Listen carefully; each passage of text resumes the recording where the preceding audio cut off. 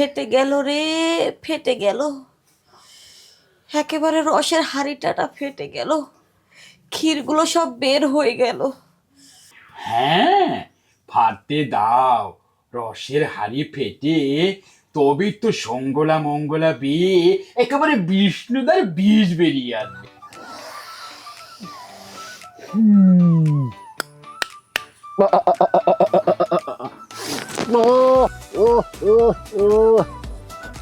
এই বিধবাদের স্বাদ আমাকে এত আনন্দ দেয়, এত মজা দেয়, যা বলে বোঝাতে পারবো না।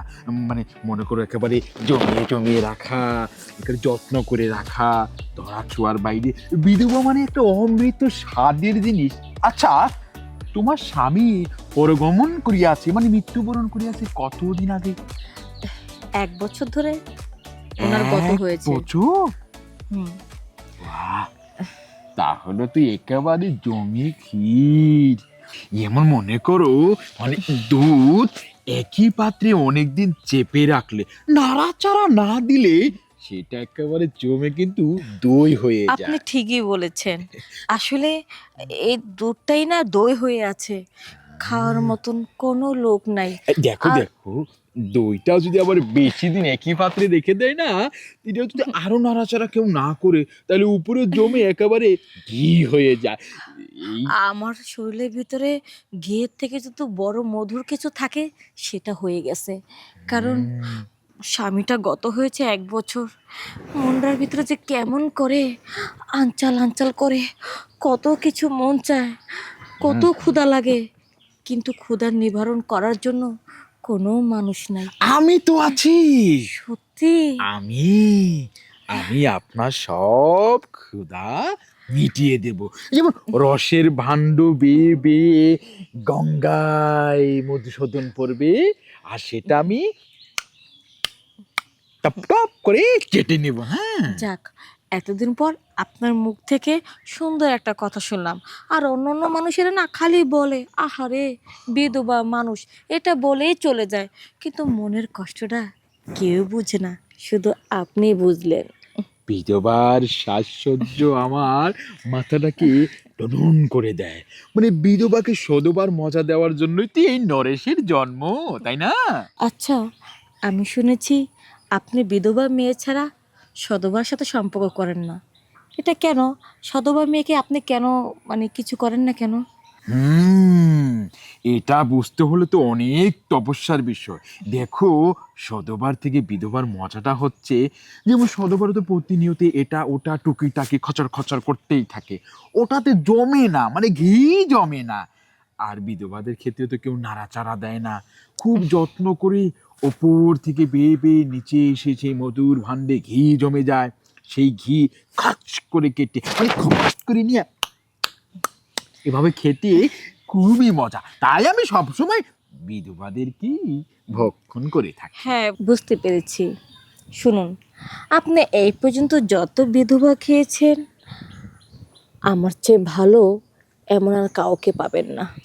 হ্যাঁ, তা তো খেলেই বুঝতে পারবো কতটুকু ভালো, তাই না?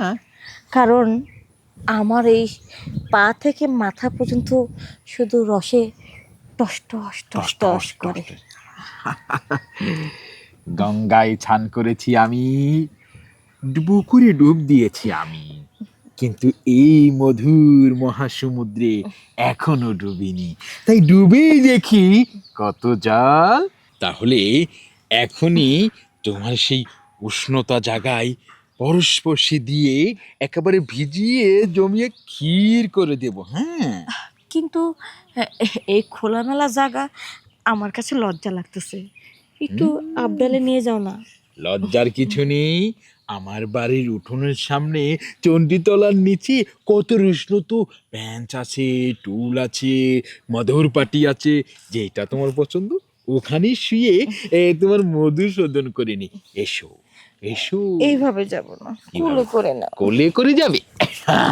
তাহলে চলো, তোমাকে আদরে আদরে উষ্ণতায় ভরিয়ে দেই। খুব ভালো লাগতেছে। হ্যাঁ, এখানে নামো, আর এখানে সুপটি করে একটু শুয়ে পড়ো। হ্যাঁ, এখানেই তো তোমার সেই জমানো ক্ষীর একটু একটু করে টপাং টপাং করে এইভাবে নিয়ে নেব। একটু একটু খাবে কেন? তোমার যত ইচ্ছে তত খাও, কারণ এখানে অপরন্ত ঘি আছে, যেটা খেলে সারা জীবনও ফুরাবে না। একেবারে ঘিয়ের ভাণ্ড, তাই না?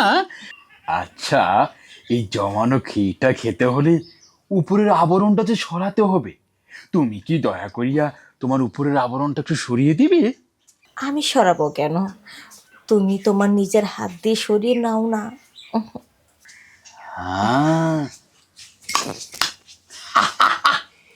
একেবারে জমানো চাক বাঁধা ক্ষীর আমি টপান টপান করে খাবো, তাই না?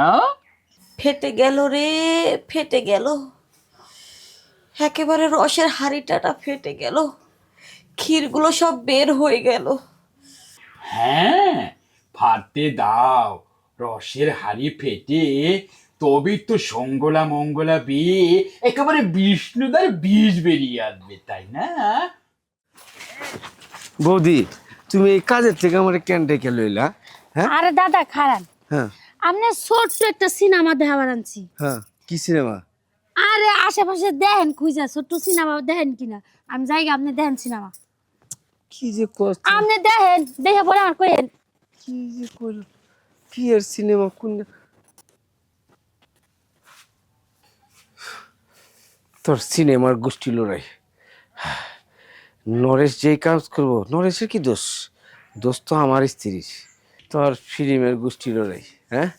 আজকে দোনোটার কোকসা ভাড়া হলাম, নাকের বদনা দোনোটা ফাটামু। ফিল্ম করো, হ্যাঁ? তোর খানদান গোষ্ঠীর লেগে লইয়া যা, কেন যে ক্ষীর, এই ক্ষীর তো শেষ হইব না তুই খাইলে, তোর খানদান গোষ্ঠী খাইলেও শেষ হইব না। আরো যদি কোনো খানদান থাকে তারপর খা। হয়েছে কি দাদা, তুমি কেন এখানে এসেছো? তুমি তুমি তো জানো যে আমি বিধবাদের ভক্ষণ করি, তাদের সধবার সাথ দেই। দাদা, এটা আমার কাজ। তুমিও খাবে নাকি? হ্যাঁ, না আমি খামু না, তোরে খামু আজকা। তোরে কি কমু, ওই আমার কে? তোর নাকের বদনা ফাটা হেলামু। কেন দাদা, হ্যাঁ? শোনো, হ্যাঁ? আমি সরাসরি চণ্ডীতলা থেকে ওদেরকে নিয়ে আসি, ভক্ষণ করে স্বাদ গ্রহণ করি, একেবারে জমানো ক্ষীরের হাঁড়িটা ফেটিয়ে টুটুম টুটুম করে খাই। তোমার যদি ইচ্ছে থাকে তুমি আমাদের সংগঠনে নাম লিখিয়ে তারপর না একটু একটু করে খেয়ে। আমি খেতে খেতে শোন, আমার চুলমুল সব পড়ে গিয়েছে। আর কি বললাম, আর তুই তুই না যাই না, আর যাই না তুই এই এই এই মহিলার লগে তুই এইসব কাজ করতে গেছ, তুই জানোস তুই কে? দাদা হ্যাঁ? দাদা দাদা না, এই, দাদা দাদা এই, দাদা দাদা শোনো হ্যাঁ? শোনো শোনো, হ্যাঁ? আমি বুঝতে পেরেছি নিশ্চয়ই এখানে ঘাবলা আছে। আমি বরঞ্চ চণ্ডীতলায় কি মা দোকান পূজা করে আসি। একটু নরেশকে সুন্দরভাবে তোর ক্ষীরের হাড়ি খাওয়াচ্ছিস, যেমন লাগে তোর ক্ষীরের হাড়ি খাওয়ার মানুষই নেই। এই আচ্ছা, তুই বিধবা সাজছিস কেন? হ্যাঁ, আমি তো মারা যাইনি, আমি মারা গেছি। হ্যাঁ, তুই এই বিধবা সাই যায় তাও নরেশের লগে, এই যে বিধবার লগে ফুসি নাস্তি করে, তুই বিধবা সাজছিস কেন? হ্যাঁ, বিধবা সাজানো তাহলে কি করুম? তোমার বউ দেখা কেউ তো আমার দিকে তাকাও না। আর ওই যে নরেশ, নরেশ তো আমাকে ভালো করে চেনেও না, আর হয়তো সবসময় বিধবা মেয়েদেরকে পছন্দ করে, তাই তো ওকে খাওয়ানোর জন্য তো বিধবা সেজেছি, জানি নরেশ ভালো করে ক্ষীরের হাঁড়িটা খেতে পারে। আর তোমার কথা আমি কি বলবো, তুমি ক্ষীর তো খাবার দূরের কথা, ক্ষীরের হাঁড়ির ঢাকনাটাও পর্যন্ত খুলতে পারো না। তোমার মতো পুরুষপোলা থাকার চেয়ে না থাকাই ভালো, তাই তো এই অবলম্বন নিয়েছি। হুম, হ্যাঁ, ভালো অবলম্বন লইছিস, খুব ভালো লইছিস। আমার মান সম্মানটা খাইবার লেগে ভালো অবলম্বন লইছিস। এইগুলি যদি সমাজের লোক জানে, আমারে কি কইবা? আমার মান সম্মান থাকবে? তোমার সমাজের লোক কি আমার দেহের চাহিদা মেটাতে পারে? পারে না। বিয়ের পর তো একটা রাতের জন্য তোমার কাছ থেকে আমি তৃপ্তি ভালোবাসা কিছু পাইনি, এছাড়া আমার কোনো উপায় ছিল না। এখন মন চাইলে তুমি আমাকে নিয়ে সংসার করো, আর না মন চাইলে আমাকে আমার বাপের বাড়ি পাঠিয়ে দাও, তাতে আমার কোনো আফসোস নাই। না, এই বয়সে কে বাপের বাড়ি ছাড়া যায়? আর আমি ছাড়লে তোমার লগে বাড়ির কথা হইব, যাও, এত কথা কব না। নরেশ যা করছে করছে, এরপর আসবা না নরেশের লগে। আয়ো, আমি চেষ্টা করুম এখন থেকে হাড়ি খামু, তোমার রস খামু, যা কইবা তাই খামু। আচ্ছা, তুমি যদি আমার ক্ষীরের হাঁড়িটা খেতে পারো ঠিক মতন, তাহলে নরেশের কাছে যাব না। চলো। আচ্ছা, নরেশের বাচ্চা, তুই আমার ক্ষীর আইঠা করে দিছস, ওই ক্ষীরই আমি খাইতে ইচ্ছেছে।